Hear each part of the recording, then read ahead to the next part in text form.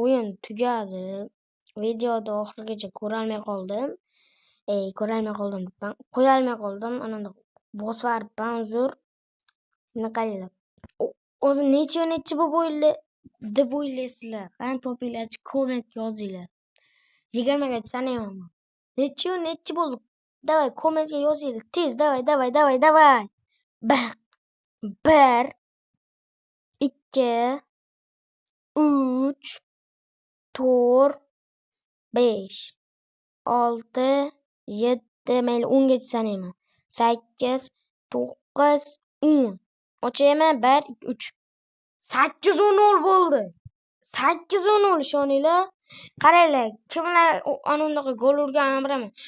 3-minutda Shomurodov, 8-minutda Hamdamov, 17-minutda Shomurodov, 34-minutda Hamdamov, 55-minutda Shomurodov, 62-minutda ham Shomurodov,